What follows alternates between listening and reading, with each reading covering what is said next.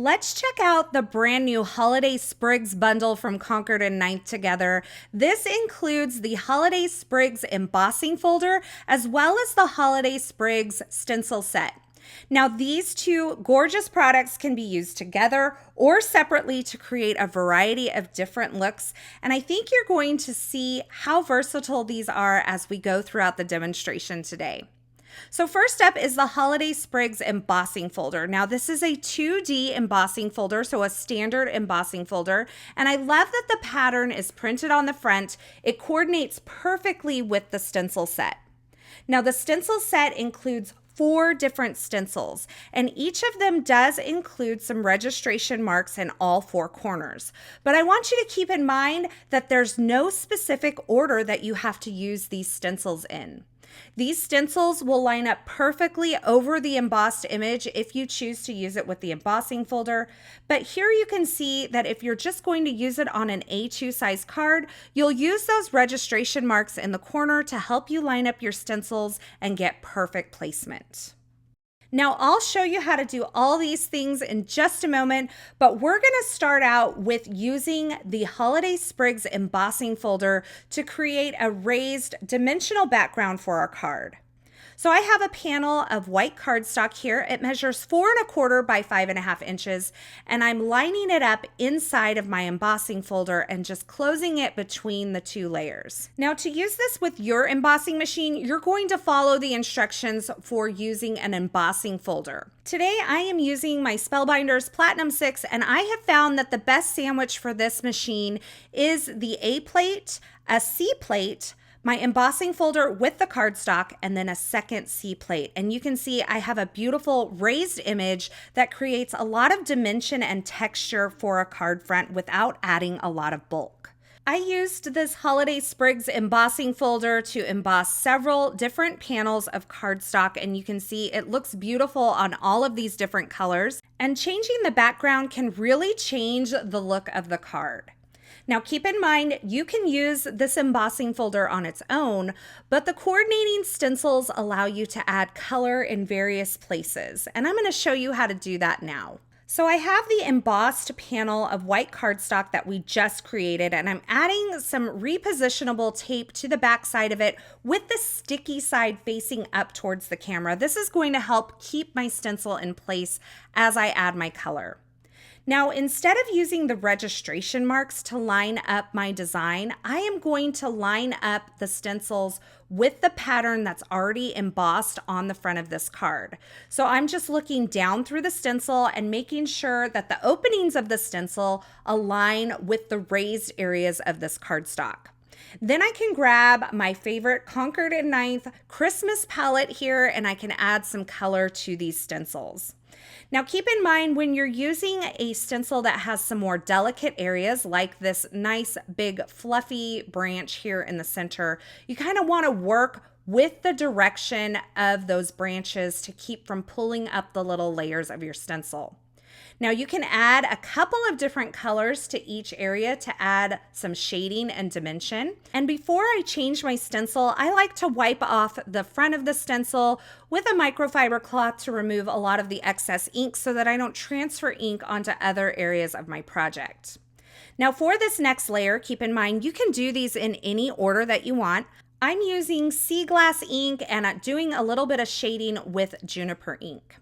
Now this third stencil, again, I am lining up with the raised areas on this panel, and I'm ink blending in a couple of different colors. So for these kind of sprigs up here, I am using some Stardust, and for the holly leaves, I'm using Rainforest, which is a staple in my holiday crafting this year. For the fourth and final stencil, I'm once again just looking through the stencil, making sure that the raised areas of the cardstock below are lined up with the openings of the stencil. And I'm using watermelon to blend all of these berries. And I'll wipe off my stencil and remove it from my cardstock. And you can see I have this beautiful ink blended and raised design. So there's a lot of texture on this. It makes for a fun surprise for the recipient. It's kind of hard to see the raised dimension here on camera, but I flipped it over to the back so that you can definitely see the embossing is there. It's definitely very tactile in person. Now to clean my stencils, I like to spritz them with a little bit of rubbing alcohol and then just wipe them off with a microfiber cloth, and then they're ready to go for the next time that I create. Now let's talk about lining up these stencils with an A2 size card front. So this panel does not have any of the embossing. That's where these registration marks in the corner come in handy. You're going to use those etched registration marks, they look like little corners, to line up with the corner of your A2 size panel. An A2 size panel measures 4¼ by 5½ inches, and it's a pretty standard card size here in the US. Once you've lined up the registration marks with the corner of your cardstock, you can go ahead and do your ink blending.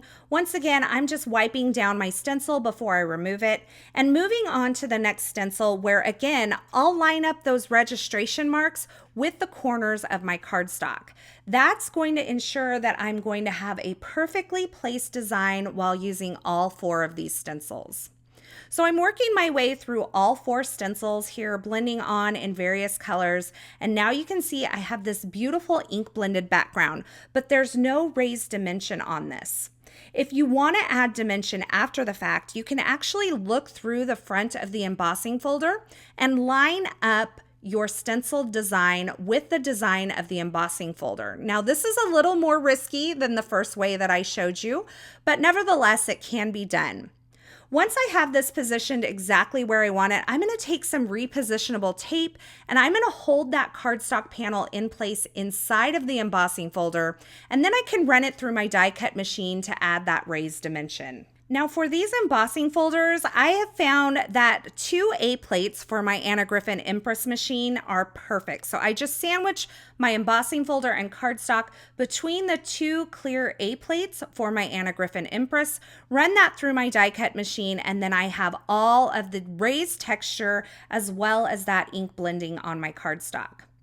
Now keep in mind, you can also use these stencils with any glitter gels, pastes, or embossing inks that you may have to add various different effects to your finished design.